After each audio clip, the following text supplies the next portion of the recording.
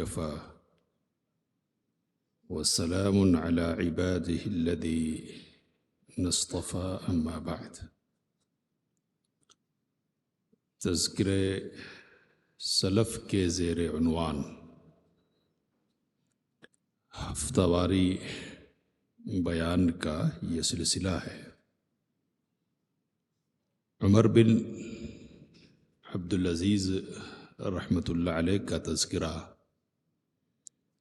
گزشتہ کئی مجلسوں میں آپ کے سامنے ہوا۔ عمر بن عبدالعزیز رحمۃ اللہ علیہ نے تقریباً 2.25 سال حکومت کی ہے، پھر ان کی وفات ہوئی اور یہ بات مشہور ہے کہ ان کو زہر دیا گیا۔ کن لوگوں نے زہر دیا اللہ جانتا ہے، اور اس بات میں حقیقت کتنی ہے اس سے بھی اللہ تعالیٰ بخوبی واقف ہے۔ عمر بن عبدالعزیز رحمہ اللہ کے بعد خلافت یزید بن عبد الملک کے حوالے ہوئی ہے۔ سلیمان نے اپنے بعد عمر بن عبدالعزیز رحمہ اللہ کو ولی عہد بنایا تھا، خلیفہ، اور عمر رحمۃ اللہ علیہ کے بعد یزید بن عبد الملک کے لیے وصیت کی تھی۔ یزید یہ عبد الملک کا تیسرا بیٹا ہے جو خلیفہ بنا ہے۔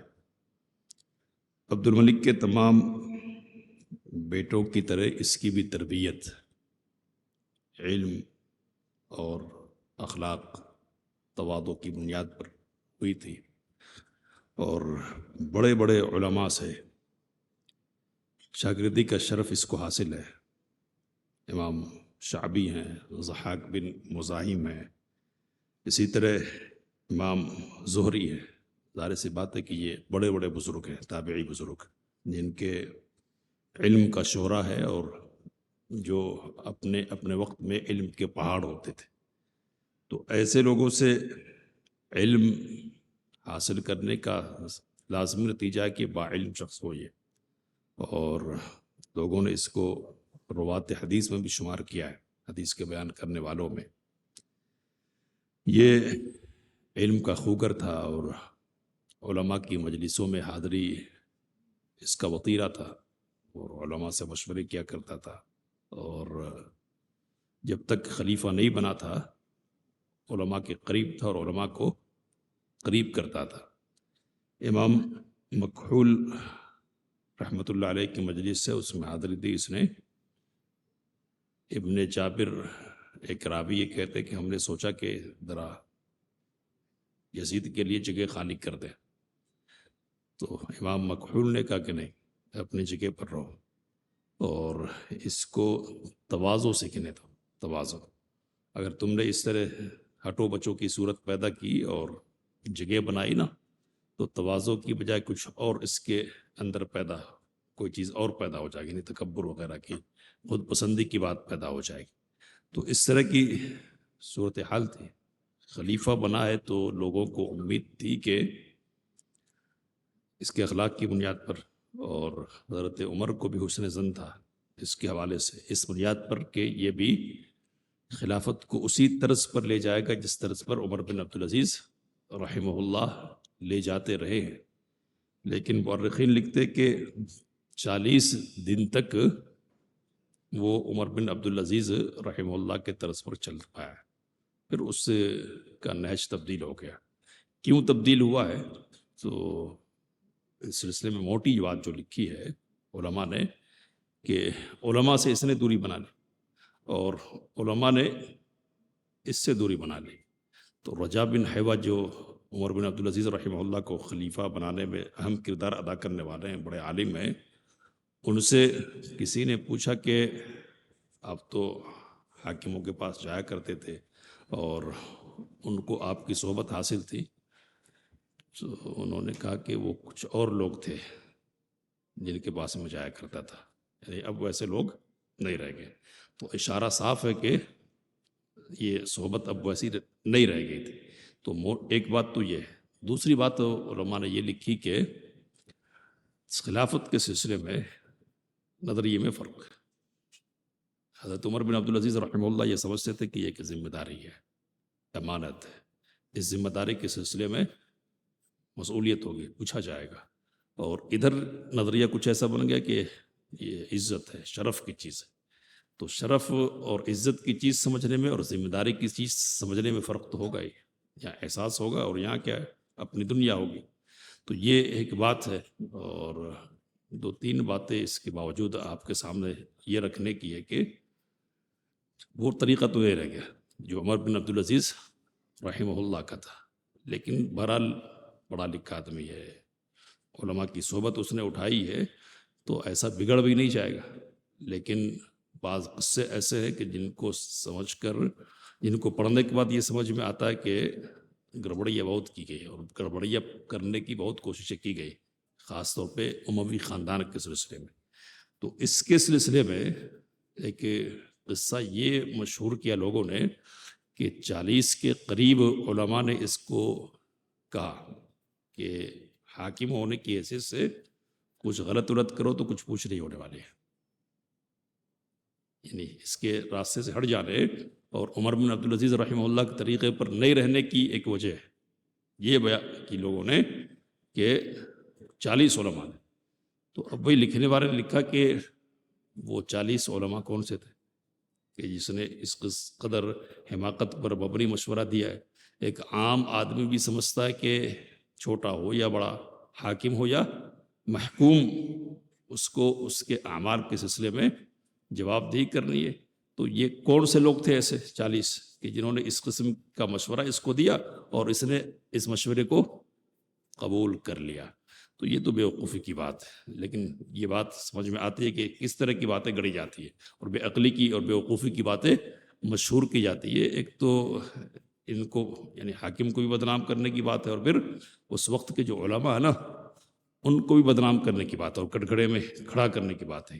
اور 2 4 1 2 کی بات نہیں ہو رہی ہے. کتنے علماء ہیں؟ 40 علماء کے سلسلے میں اس طرح کی بات کی جا رہی ہے. تو اس سے سمجھ سکتے ہیں کہ کتنی گڑبڑیاں کرنے کی کوششیں کی گئی ہے. تو ایک پہلو تو یہ ہے. دوسرا ایک قصہ ہے کہ جس پر غور کرنا چاہیے ہم کو. اموی خاندان کی جب بات آتی ہے نا تو بنو ہاشم کو بالمقابل لا کر کھڑا کیا جاتا ہے، اور اہل بیت کے دشمن کے طور پر اس خاندان کا پورا تعارف ہے، پورا ذہن ویسا بنایا گیا ہے نا. اور ذہن بنایا جاتا ہے جیسے اس وقت ہمارے ملک میں خاص ذہن بنایا گیا نا، تو ویسے ذہن بنانے کے لیے کوششیں ہوتی ہیں، بڑی محنتیں ہوتی ہیں. تو وہ کوشش ہوئی ہے. لیکن یہاں یزید بن عبد الملک کے حوالے سے ایک ایسی بات ہمارے سامنے آتی ہے کہ جس سے یہ سمجھ میں آتا ہے کہ اہل بیت کے لیے اس کے سینے میں بڑی غیرت ہے، بڑی غیرت. تو یہ غیرت ایک طرح سے زیادتی پر مبنی ہے. کیا بات ہے؟ تو یزید بن عبد الملک کی طرف سے عبد الرحمن بن ضحاک بن قیس حرمین کا ذمہ دار تھا، گورنر تھا، اور تقریباً 3.5 سال سے یہاں وہ گورنری کر رہا تھا. اس نے فاطمہ بنت حسین بن علی جانتے ہیں، تو فاطمہ بنت حسین کو نکاح کا پیغام بھیجا. انہوں نے انکار کر دیا اور کہا کہ میں نہیں کرنا چاہتی. تو اس نے اصرار کیا، دباؤ ڈالا اور مجبور کرنے کی کوشش کی کہ نہیں، نکاح میں آنا پڑے گا. اب یہ حکومت پر ہونے کا ایک ناجائز فائدہ اٹھانے کی کوشش ہو رہی تھی. تو یزید بن عبد الملک کو یہ بات پہنچی ہے دمشق میں. طائف میں اس کا نائب ہے، اس کے نام خط لکھا اس نے اور کہا کہ اس کو پکڑ دو اور اس کو مارو، اور اس طرح مارو کہ اس کی آواز دمشق میں بیٹھے ہوئے مجھ تک پہنچے. اس کا پورا مال لے لو یا اتنے 1000 دینار اس سے جرمانہ وصول کرو. تو اس کو بات یہ معلوم ہوئی عبد الرحمن بن ضحاک بن قیس کو. تو وہ دمشق سفر کر کے گیا کہ بادشاہ اور خلیفہ کے پاس پہنچ کر معافی تلافی کرنے کی کوشش کی جائے. اور اس سلسلے میں اس نے مسلمہ بن عبد الملک یزید کے بھائی کو واسطہ بنایا کہ آپ سفارش کریں. تو مسلمہ بن عبد الملک نے بات بھجوائی کہ میں تم سے ملنا چاہتا ہوں اور ایک میری ضرورت ہے. تو اس نے جو کہا ہے ذرا سنیں گے الفاظ کیا ہے. کہا کہ تمہاری آپ کی ساری ضرورتیں میرے سر اور آنکھ پر ہیں، سر آنکھوں پر، جو کہیں گے وہ کرنے کے لیے آپ کے لیے تیار ہوں، لیکن عبد الرحمن بن قیس، ضحاک بن قیس کے سلسلے میں کوئی بات نہیں سنوں گا، کوئی نہیں سنوں گا. تو کوئی بات نہیں سنی اس نے، اور اس کو مدینہ واپس آنا پڑا. اور مدینے میں اب اس کے بعد جس کو گورنر بنایا گیا تھا نا، جس کو ذمہ داری سونپی گئی تھی، اس نے مارا، مال چھینا، اور صورتحال یہ ہو گئی کہ اس کو لوگوں سے بھیک مانگنی پڑی. تو اب یہ جو قصہ ہے، یہ واقعہ ہے، یہ واقعہ کیا بتلاتا ہے؟ یہ اہل بیت کے لیے اس کی محبت اور اس کی غیرت کو بتلاتا ہے. لوگ کچھ اور تصویر پیش کرنے کی کوشش کرتے ہیں. تو یہ تو بات ہو گئی. ایک اور چیز، بس ایک ہی چیز ہے، باتیں تو بہت ساری اس کے زمانے میں بھی فتوحات ہوئی ہیں اور سارا انتظام صحیح رہا تقریباً. بس زندگی میں ایک قصہ یہ پیش آ گیا کہ حاکم بننے کے بعد، خلیفہ بننے کے بعد دو لونڈیاں اس کی زندگی میں آئی ہیں، خوبصورت تھی. تو ان میں سے ایک کی خوبصورتی پر زیادہ فدا ہو گیا، اور گانے والی تھی، وہ اچھی آواز کی مالک تھی. ایسا ہوا اللہ کی طرف سے کہ اس کا انتقال ہو گیا. تو غم کی کیفیت طاری ہو گئی. لوگوں نے اس کو بڑا چڑھا کر پیش کیا ہے اور کہا کہ اسی کی وجہ سے مر گیا. اس کے غم میں علماء نے جو تحقیق کرنے والوں نے تردید کی ہے اور کہا کہ نہیں، طاعون کی بیماری پھیلا کرتی تھی شام کے علاقے میں، تو طاعون یا کوئی اور بیماری اس کو لگی تھی، اس کی بنیاد پر اس کا انتقال ہوا. یہاں بھی لوگوں نے اس کو بدنام کرنے کے لیے قصہ کو زیادہ نمایاں کرنے کی کوشش کی ہے.